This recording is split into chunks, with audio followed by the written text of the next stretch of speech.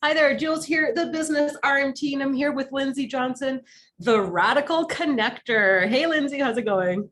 Good. How are you doing? I'm really good. I'm super happy to have Lindsay on board. Lindsay is a business coach and is also my business coach. And I wanted to onboard them to help us determine how we can, as massage therapists, grow our business and grow ourselves within our business. So, Lindsay, tell us a little bit about the services that you offer. Absolutely. So yeah, my company is called the Radical Connector, and I'm a business coach, I'm a business strategist first and foremost. Coaching is like well, actually, it's all kind of fun. Coaching is like the fun interpersonal stuff, but the strategy is where I really get excited, and I really focus on how people can get customers, clients, and make money in their business with really tangible, practical, highly actionable skills. So whether you're a business owner or you are looking for that element of how do I take ownership of my position within a company, it's really about how do I step into that bigger leadership and am responsible for making ish happen. Yeah.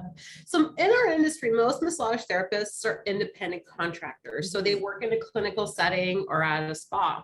And independent contractors are responsible for building their own business within a clinical setting. Yeah. But in the massage industry, there isn't much of that coaching, how to be better at building your own business. Yeah. So tell us a little bit how your services can help massage therapists grow. So if you know it's some okay. So some massage therapists, some RMTs come into a clinic that's already busy and they get handed clients left, right, and center, right? Other times they come in and maybe it's a growing clinic or there is no book of RMT clients already there, and they need to bring in people on their own. And so really what I love to teach is how people can, in a very organic, feel good way, connect with the right potential massage clients and then pull them into the massage clinic to get massaged.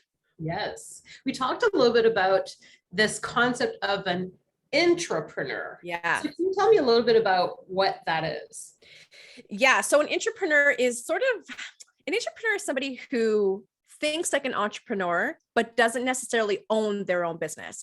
So it's like you can bring all the skills of being an entrepreneur without any of the risk or overhead or responsibility of owning the actual business. A lot of massage therapists we like to make people feel better, and rebooking patients is a little difficult. And this idea, they don't want to be salesy, but it's not, from my perspective, as someone who really is affected by rehabilitation, to me, it's not a sales pitch if I'm building a treatment plan for somebody. But a lot of manual therapists aren't necessarily comfortable with presenting that to potential patients, and it almost like it's like a confidence thing.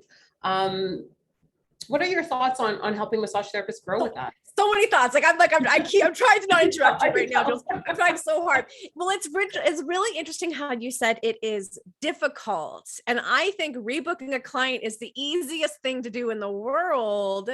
But I think what you just said, it's more of a confidence thing or a worry about coming off as salesy. That is probably one of the biggest hurdles that entrepreneurs, career, anybody, they have this barrier or this fear of coming off as salesy, and especially in the healing arts, right? Like it's this, I'm here to serve you, to make you feel better, to help you heal. I don't want you to feel like I'm just pitching you.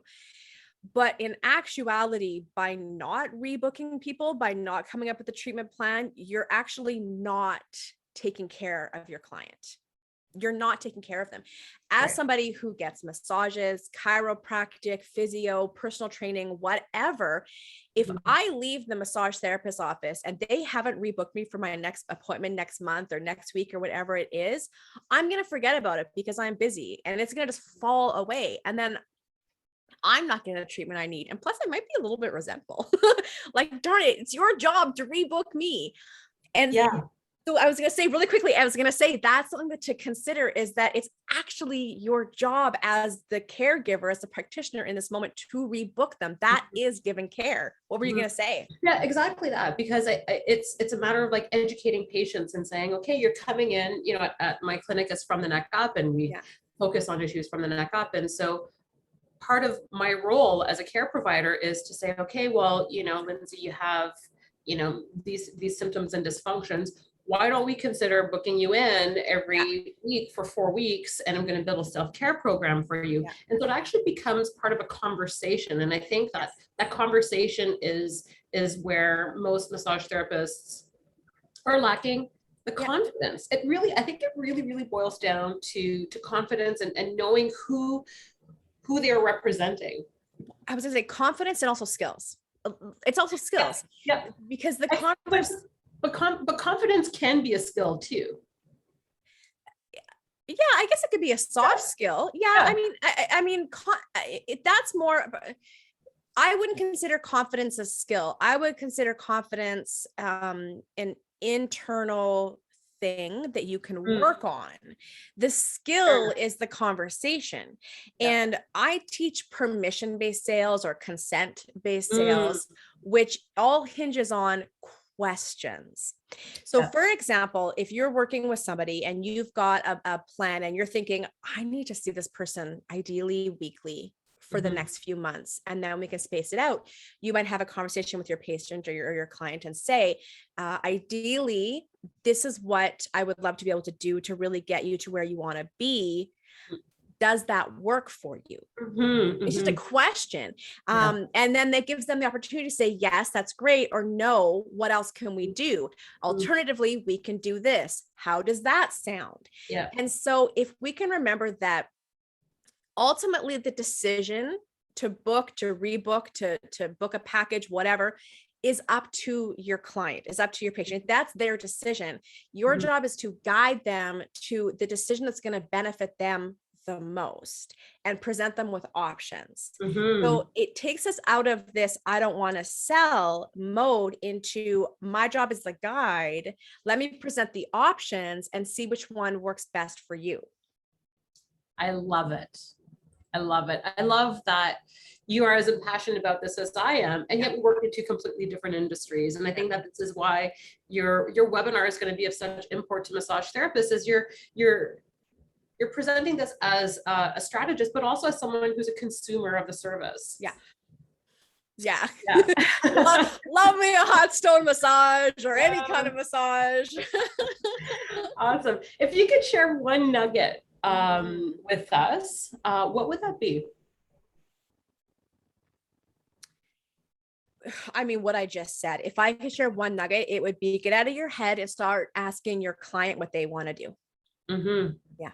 Love it. Perfect. Everyone, this has been Lindsay Johnson, the Radical Connector. Lindsay will be doing her webinar on October 26th. Lindsay, what are some of your social handles if anyone wants to follow you? TikTok or Instagram at Radical Linz. If you want to come and join my Facebook group, Rad Connectors, you're more than welcome to come hang out with us there. There's some other RMTs in the group as well. Jules, you're a part of that group. And, that's the best place, Radical Linz or Facebook, Rad Connectors. Awesome. Thank you so much, Lindsay. Thanks, everyone. Looking forward to your webinar. We'll see you all in October.